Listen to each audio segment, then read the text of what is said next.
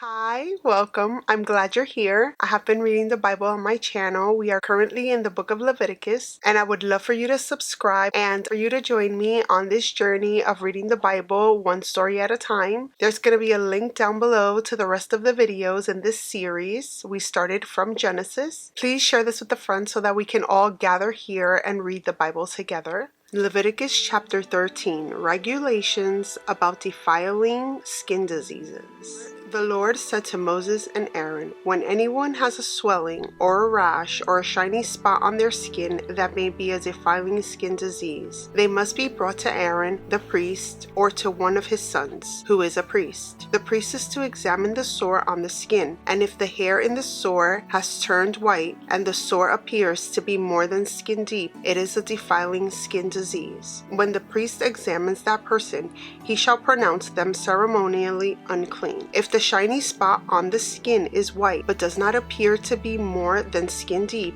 and the hair in it has not turned white, the priest is to isolate the affected person for 7 days. On the 7th day, the priest is to examine them, and if he sees that the sore is unchanged and has not spread in the skin, he is to isolate them for another 7 days. On the 7th day, the priest is to examine them again, and if the sore has faded and has not spread in the skin, the priest shall pronounce them clean. It is only a rash. They must wash their clothes and they will be clean. But if the rash does spread in their skin after they have shown themselves to the priest to be pronounced clean, they must appear before the priest again. The priest is to examine that person, and if the rash has spread in the skin, he shall pronounce them unclean. It is a defiling skin disease. When anyone has a defiling skin disease, they must be brought to the priest. The priest is to examine them, and if there is a white swelling in the skin that has turned the hair white, and if there is raw flesh in the swelling, it is a chronic skin disease, and the priest shall pronounce them unclean. He is not to isolate them because they are already unclean. If the disease breaks out all over their skin, and so far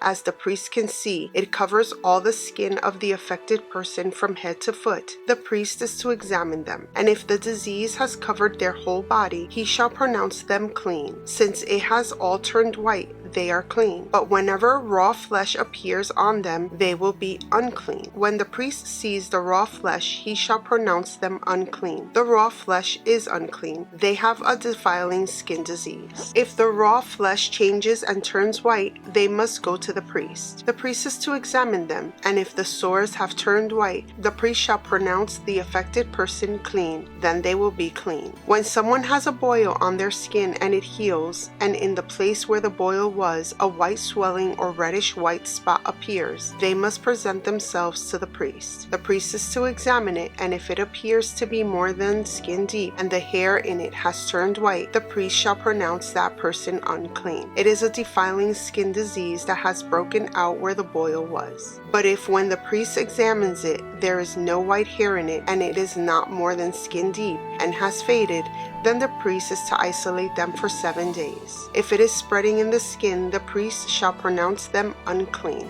It is a defiling disease. But if the spot is unchanged and has not spread, it is only a scar from the boil, and the priest shall pronounce them clean. When someone has a burn on their skin, and a reddish white or white spot appears in the raw flesh of the burn, the priest is to examine the spot. And if the hair in it has turned white, and it appears to be more than skin deep, it is a defiling disease that has broken out in the burn. The priest shall pronounce them unclean. It is a defiling skin disease. But if the priest examines it, and there is no white hair in the spot, and if it is not more than skin deep and has faded, then the priest is to isolate them for 7 days. On the 7th day, the priest is to examine that person, and if it is spreading in the skin, the priest shall pronounce them unclean. It is a defiling skin disease. If, however, the spot is unchanged and has not spread in the skin but has faded, it is a swelling from the burn, and the priest shall pronounce them clean. It is only a scar from the burn. If a man or a woman has a sore on their head or chin, the priest is to examine the sore, and if it appears to be more than skin deep and the hair in it is yellow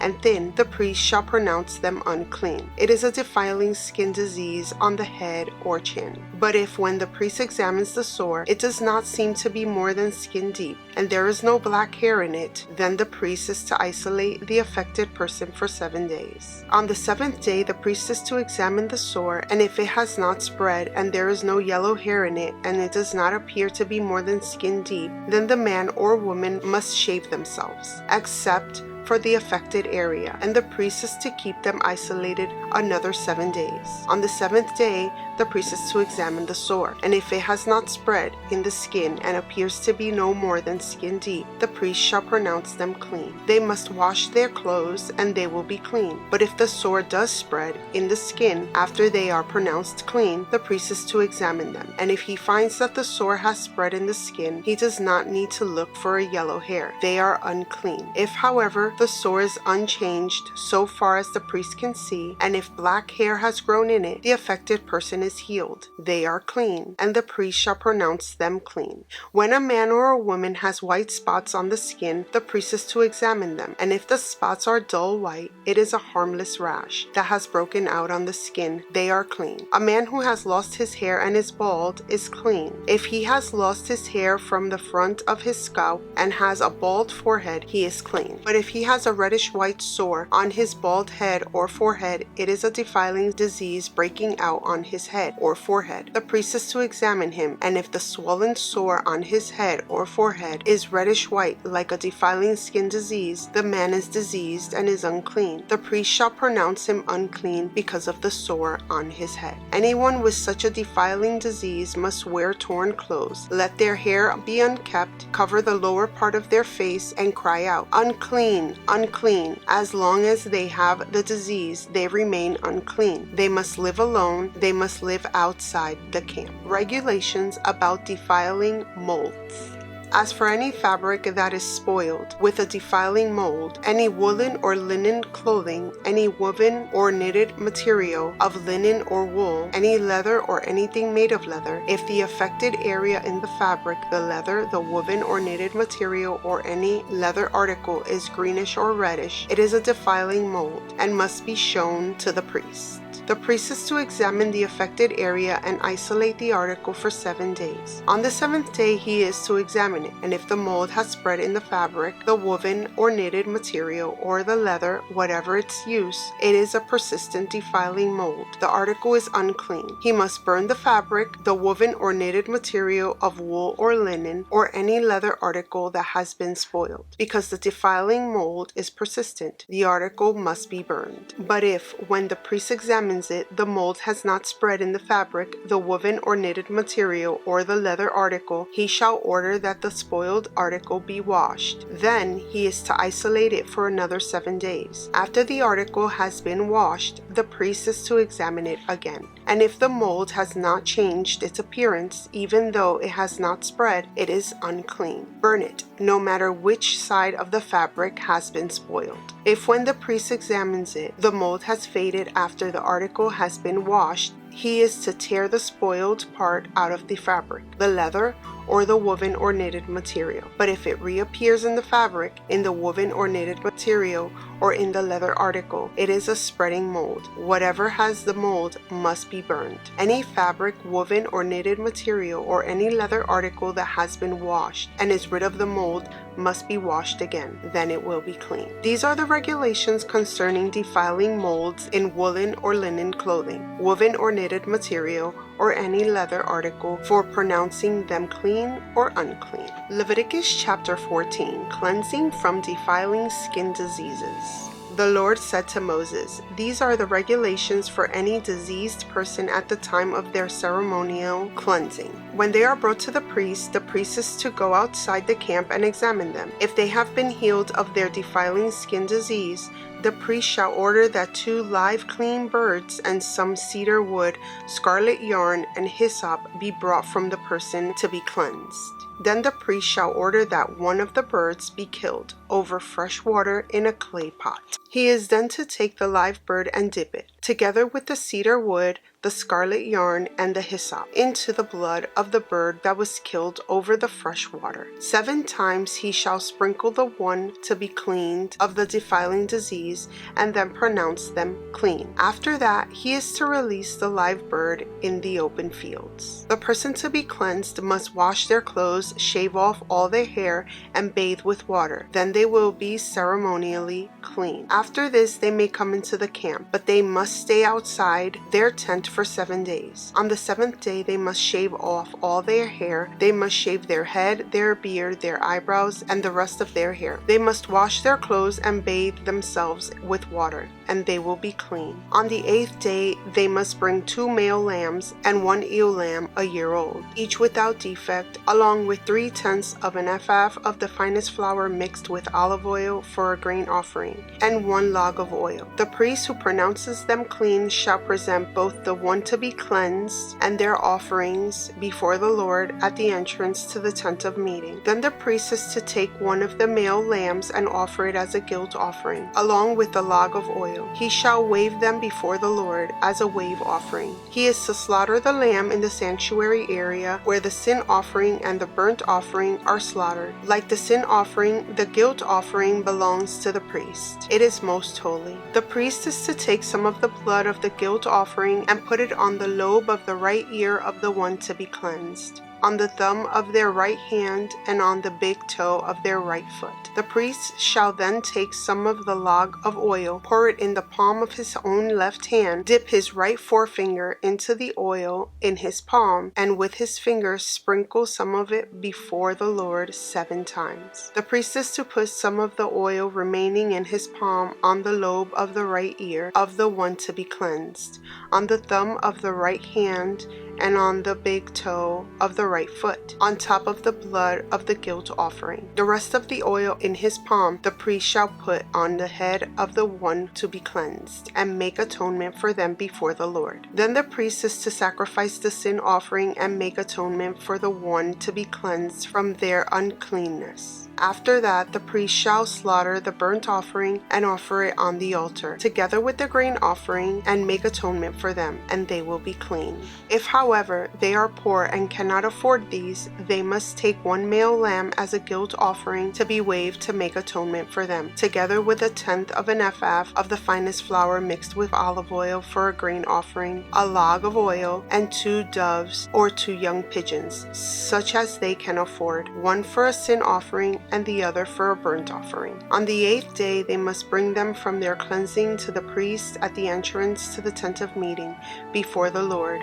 The priest is to take the lamb for the guilt offering together with the log of oil and wave them before the Lord as a wave offering. He shall slaughter the lamb for the guilt offering and take some of its blood and put it on the lobe of the right ear of the one to be cleansed, on the thumb of their right hand, and on the big toe of their right foot. The priest is to pour some of the oil into the palm of his own left hand, and with his right forefinger sprinkle some of the oil from his palm 7 times before the Lord. Some of the oil in his palm he is to put on the same places he put the blood of the guilt offering, on the lobe of the right ear of the one to be cleansed, on the thumb of their right hand, and on the big toe of their right foot. The rest of the oil in his palm the priest shall put on the head of the one to be cleansed, to make atonement for them before the Lord. Then he shall sacrifice the doves or the young pigeons, such as the person can afford, one as a sin offering and the other as a burnt offering, together with the grain offering. In this way the priest will make atonement before the Lord on behalf of the one to be cleansed. These are the regulations for anyone who has a defiling skin disease and who cannot afford the regular offerings for their cleansing.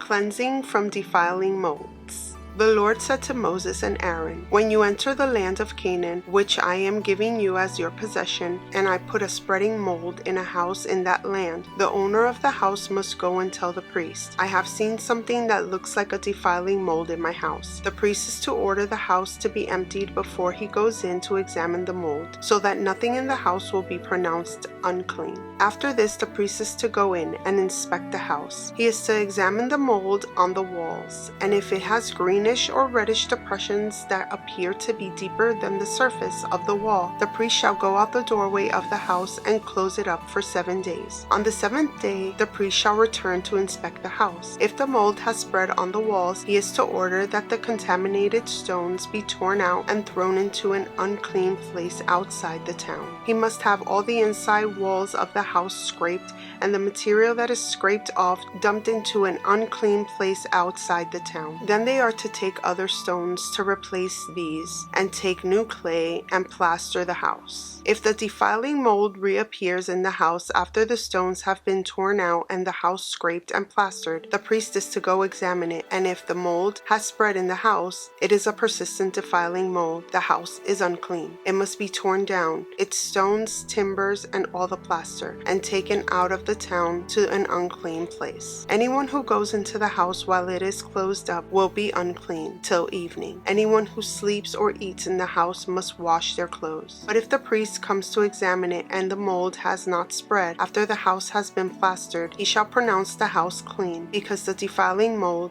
is gone. To purify the house, he is to take 2 birds and some cedar wood, scarlet yarn, and hyssop. He shall kill one of the birds over fresh water in a clay pot. Then he is to take the cedar wood, the hyssop, the scarlet yarn, and the live bird, dip them into the blood of the dead bird and the fresh water, and sprinkle the house 7 times. He shall purify the house with the bird's blood, the fresh water, the live bird, the cedar wood, the hyssop, and the scarlet yarn. Then he is to release the live bird in the open fields outside the town. In this way he will make atonement for the house, and it will be clean. These are the regulations for any defiling skin disease, for a sore, for defiling molds in fabric or in a house, and for a swelling, a rash, or a shiny spot, to determine whether something is clean or unclean. These are the regulations for defiling skin diseases and defiling molds. Leviticus chapter 15. Discharges causing uncleanness.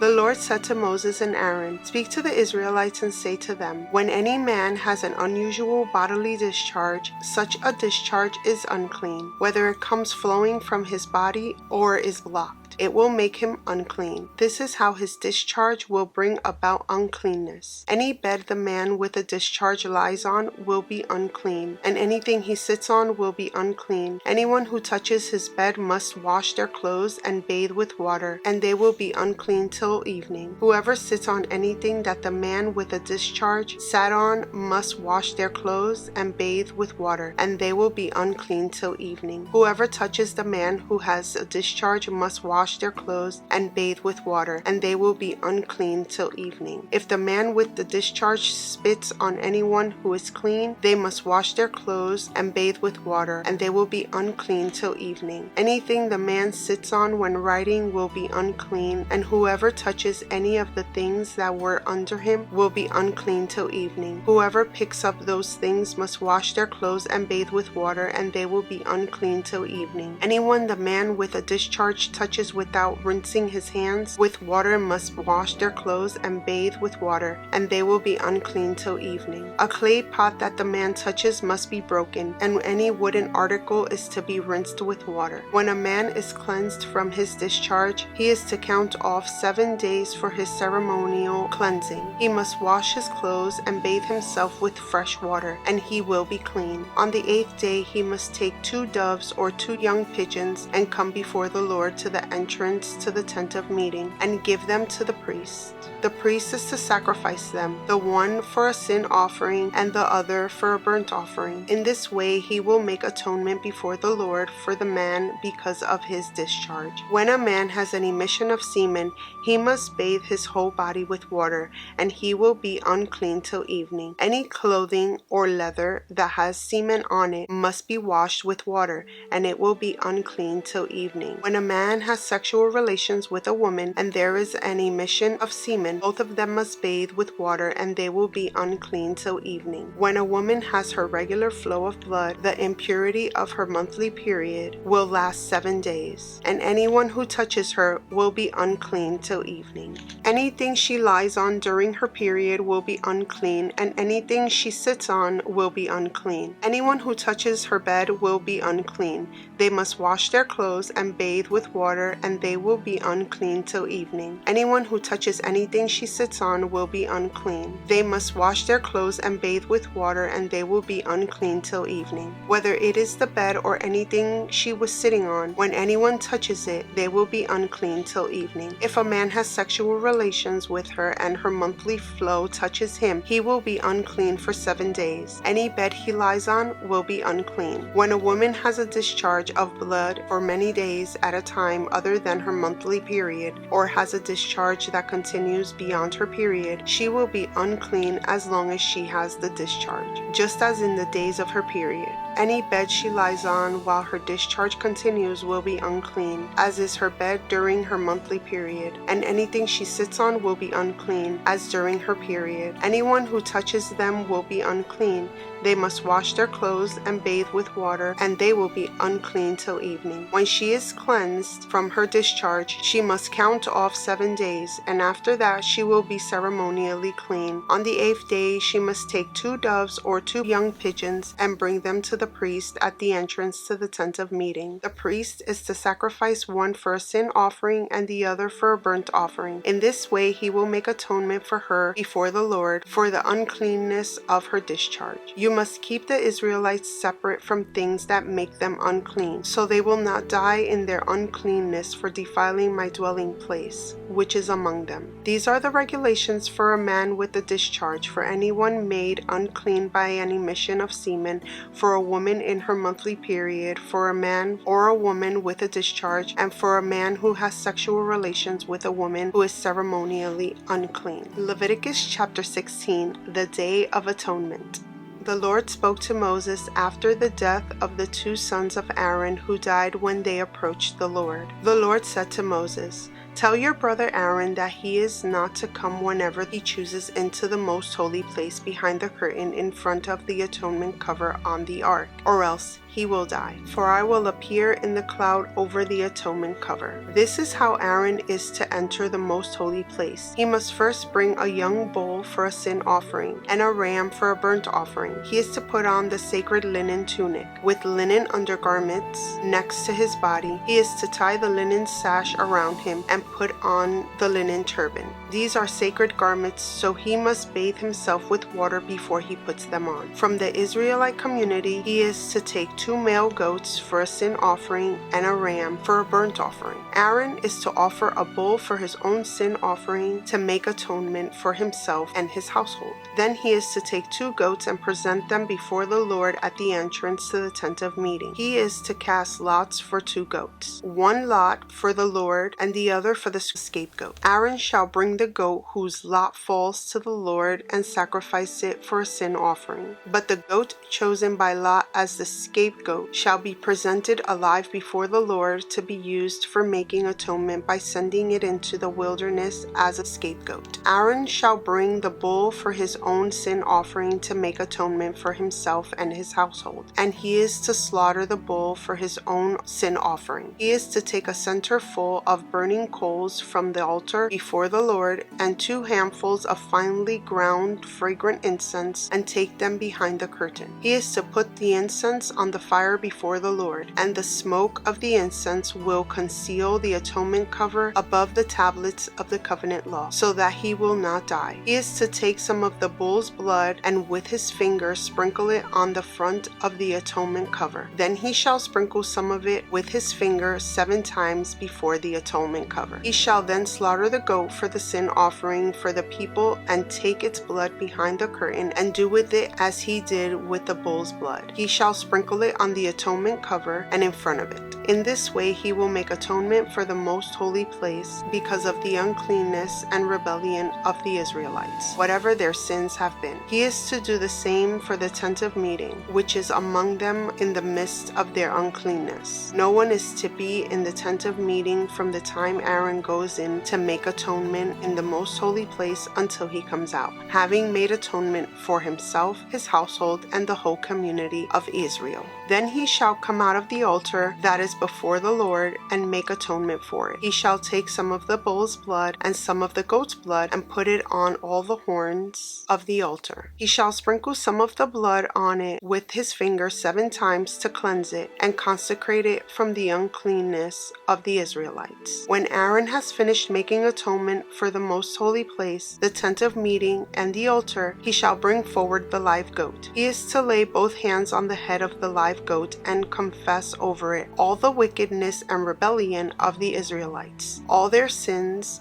and put them on the goat's head. The goat will carry on itself all their sins to a remote place, and the man shall release it in the wilderness. Then Aaron is to go into the tent of meeting and take off the linen garments he put on before he entered the most holy place, and he is to leave them there. He shall bathe himself with water in the sanctuary area and put on his regular garments. Then he shall come out and sacrifice the burnt offering for himself and the burnt offering for the people. To make atonement for himself and for the people, he shall also burn the fat of the sin offering on the altar. The man who releases the goat as a scapegoat must wash his clothes and bathe himself with water. Afterward he may come into the camp. The bull and the goat for the sin offerings, whose blood was brought into the most holy place to make atonement, must be taken outside the camp. Their hides, flesh, and intestines are to be burned up. The man who burns them must wash his clothes and bathe himself with water. Afterward he may come into the camp. This is to be a lasting ordinance for you. On the 10th day of the 7th month you must deny yourselves, and do not do any work, whether native born or a foreigner residing among you, because on this day atonement will be made for you, to cleanse you. Then before the Lord you will be clean from all your sins. It is a day of Sabbath rest,